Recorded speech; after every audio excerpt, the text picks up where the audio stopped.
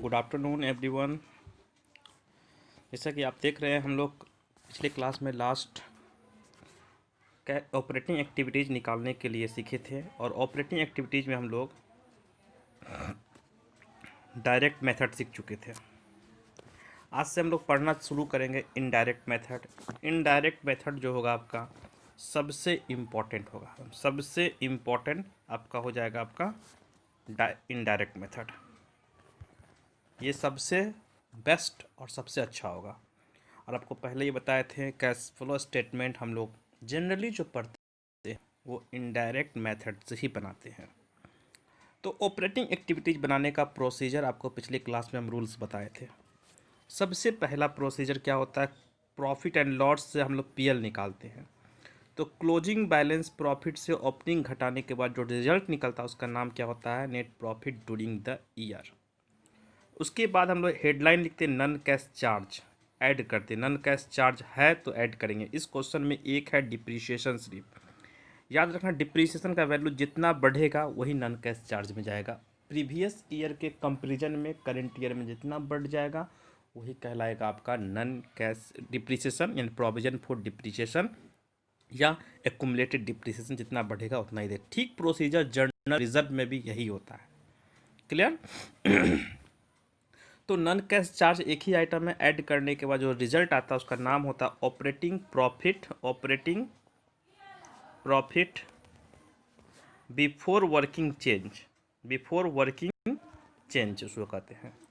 ये तो हो गया, आपका निकल गया। उसके बाद आपको बताए थे हम, अगर करेंट लाइबिलिटीज इंक्रीज होता है तो उसको हम लोग क्या करते हैं, ऐड करते हैं, प्लस करते हैं। करेंट एसेट्स डिक्रीज हुआ तो उसको क्या करते हैं हम लोग, माइनस करते हैं, यानी कि घटाते हैं। किसमें, operating profit before working change में। करेंट लायबिलिटीज इंक्रीज होने पे प्लस, करेंट एसेट्स डिक्रीज होने पे माइनस। ठीक इसका ऑपोजिट यूज करते हैं हम लोग। इसका ऑपोजिट जैसे ही घटाते हैं हम लोग, ये दोनों ये दोनों तो हो गया। इसका ऑपोजिट तरीके से यूज करते हैं। जैसे कि मान लिया जाए, अभी क्या बताया आपको हम, करेंट लायबिलिटीज। तो करेंट लायबिलिटीज जब डिक्रीज हो जाएगा, जब इंक्रीज होने पे क्या किया हम लोग, प्लस किए, तो डिक्रीज हो जाएगा तो क्या हो जाएगा, माइनस हो जाएगा। और करेंट एसेट्स जो होगा वो इंक्रीज होने पे क्या हो जाएगा आपका, वो माइनस होगा। और करेंट एसेट्स जो है डिक्रीज होने पे क्या हो जाएगा आपका, प्लस हो जाएगा। और लायबिलिटीज क्या हो जाएगा, करेंट लायबिलिटीज जो ले लेते हैं, करेंट लायबिलिटी इंक्रीज होने पे क्या हो जाएगा आपका, प्लस हो जाएगा। इतना याद रखना है। अब इस क्वेश्चन में जानना है हमको कौन करंट एसेट्स है, कौन करंट लायबिलिटीज है। इस चीज़ का जानकारी रखना बहुत ज़रूरी है। अगर करंट एसेट्स और करंट लायबिलिटीज पे आपका कमांड नहीं है तो आपको दिक्कत होगा। जैसे कि आपका डेटर्स जो हुआ वो करंट एसेट्स हो गया, बिल्स रिसीवेबल करंट एसेट्स हो गया, क्रेडिटर्स करंट लायबिलिटीज हो गया। ये हो गया क्या आपका करंट एसेट्स, ये आपका हो गया करंट एसेट्स, ये हो गया आपका करंट लायबिलिटीज़, ये हो गया आपका, ये भी करंट लायबिलिटीज होगी आपका। एकर्ड इनकम जो हुआ, बिल्स पेबल भी क्या हो गया आपका, करंट लायबिलिटीज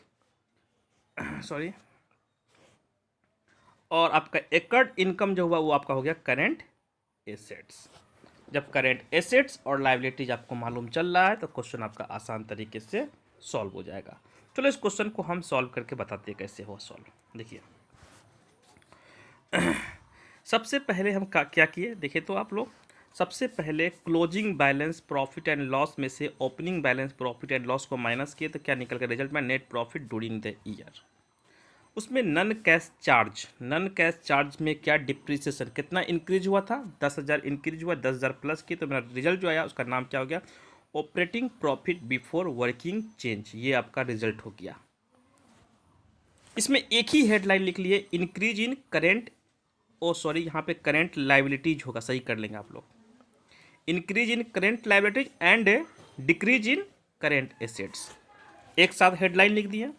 अब ले लेना इंक्रीज करंट लायबिलिटीज को ले लेना है, डिक्रीज करंट एसेट्स को लेना। पूरा क्वेश्चन पढ़ने पे हमको इंक्रीज सिर्फ मिला है करंट लायबिलिटीज में, आउटस्टैंडिंग एक्सपेंस 200, और डिक्रीज मिला हमको एसेट्स में, एक ही एसेट्स मिला, एक ही लायबिलिटीज मिला। एक एसेट्स इंक्रीज, एक लायबिलिटीज इंक्रीज हुआ जो कि आउटस्टैंडिंग एक्सपेंस 200, और एक ही आपका एसेट्स भी डिक्रीज हुआ जिसका नाम है डेटर्स 10,000। कुल मिला के कितना हो गया 10,200, जोड़ के कितना निकल जाए 1,50,200। समझ में आ गया। इस बार बार बोल रहे हैं, इसको आप ठीक कर लेंगे, ये करेंट लाइबिलिटीज़ है। ठीक है। अब देखिए क्या किए, उसका ऑपोजिट हम लोग क्या करेंगे, माइनस करेंगे। ऑपोजिट में क्या है, क्या लिखे यहाँ आपको ऑपोजिट में, डिक्रीज इन, इसका ऑपोजिट क्या हो गया, डिक्रीज इन करेंट लाइबिलिटीज और इंक्रीज इन करेंट एसेट्स, ये माइनस हो जाएगा। अब जो जो लाइबिलिटीज है पहले ले लेंगे, लाइबिलिटीज में क्रेडिटर्स डिक्रीज हुआ, बिल्स पेबल डिक्रीज हुआ। अब एसेट्स में है बिल्स रिसीवेबल इंक्रीज हुआ, एक्कर्ड इनकम इंक्रीज हुआ। सारा घटने वाला आइटम कितना ओवरऑल हो गया 23,500, घटाए तो मेरा पॉजिटिव रिजल्ट आया, positive net cash flow from operating activities. Minus में आता है net cash used from operating. याद रखना इस क्वेश्चन को, ये एग्जाम के दृष्टिकोण से मोस्ट VVI क्वेश्चन हो गया, बहुत इंपॉर्टेंट। अब इससे कि देखिए इस क्वेश्चन को 2016 में, 16 में नहीं कई बार पूछा है, लेकिन यहाँ पे 16 शो किया, कई बार पूछा गया क्वेश्चन है। देखिए 2016 में है, लेकिन बट कई बार पूछा गया है, और आपके हम बार बार बोल रहे हैं एग्जाम के दृष्टिकोण का सबसे इम्पोर्टेंट क्वेश्चन हो गया ये इस चैप्टर का। चलो अब नेक्स्ट क्वेश्चन इसी टाइप से है, 7 है, 8 है और 9 है। तीनों को 7, 8, 9, 10 ये तीन क्वेश्चन को आप हमको सॉल्व करके भेजिए।